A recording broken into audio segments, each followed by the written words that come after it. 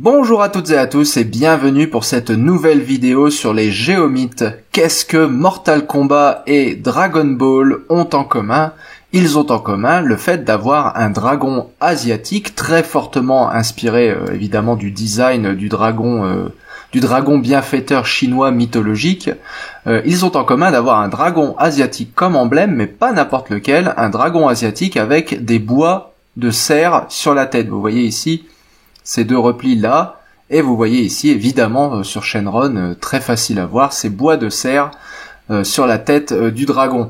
Eh bien, cela fait de ces dragons des géomythes. Alors, si vous êtes un familier de la série sur les géomythes, vous n'êtes pas sans savoir que en Chine, la pharmacopée est très riche de fossiles, et que ces fossiles sont appelés des os de dragon ou des dents de dragon. Il s'agit de fossiles généralement relativement récents, généralement des mammifères. Ça peut être des dinosaures, mais comme on l'a déjà expliqué plein de fois, les dinosaures c'est très dur à trouver, il n'y en a pas partout. En Mongolie, dans le désert de Gobi, effectivement il y a beaucoup de dinosaures, de fossiles de dinosaures, et donc les os de dragon là-bas correspondent effectivement à des dinosaures, mais généralement c'est beaucoup plus facile de trouver des mammifères, parce que les mammifères, ils sont beaucoup plus récents, ils sont beaucoup mieux préservés, donc.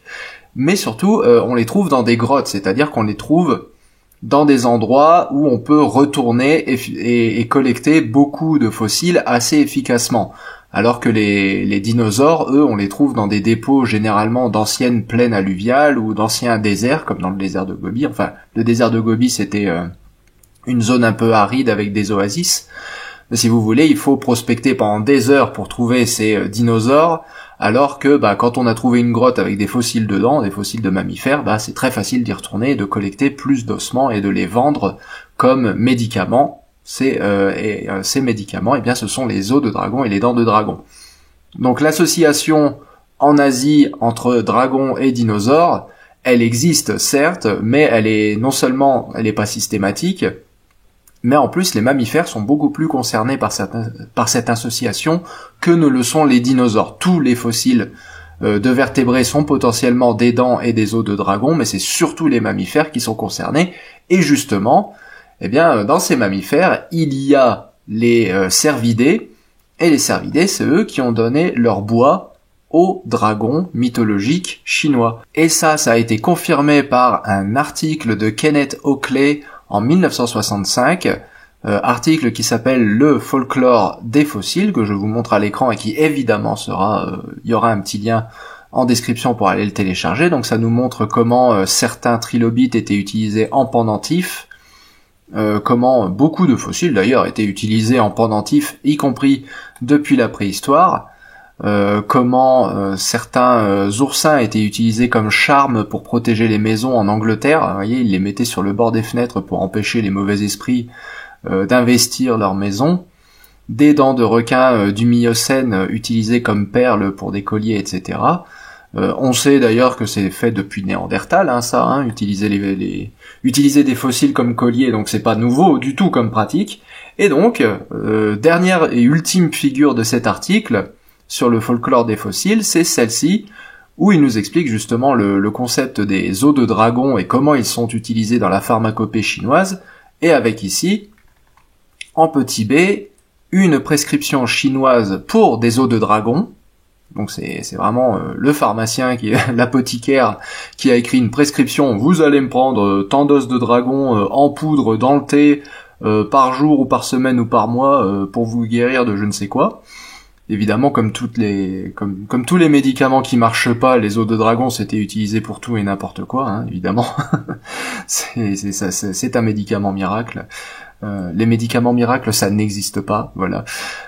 Donc prescription chinoise pour des os de dragon, illustrant le crâne avec les bois d'une espèce éteinte de cerf.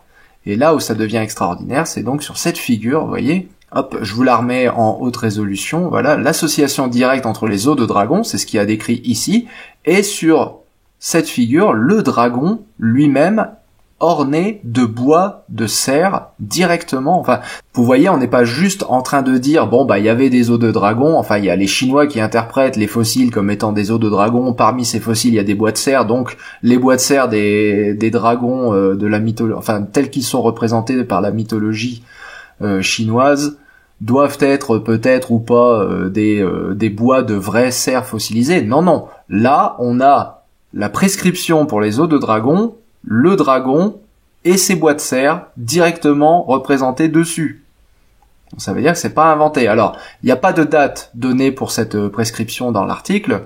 On peut juger que ça vient au moins du 19e siècle pour être généreux sur l'âge, hein, mais faut savoir que la tradition d'utiliser des os de dragon en Chine pour la pharmacopée, elle a au moins 2000, voire même jusqu'à 3000 ans. Au moins 2000 ans parce que Confucius, mais 3000 ans, peut-être, il y a certaines datations qui ont l'air de suggérer qu'il y avait des os déjà qui étaient utilisés, des os fossiles, qui étaient déjà utilisés dans la pharmacopée, dans des sites archéologiques remontant à 3000 ans.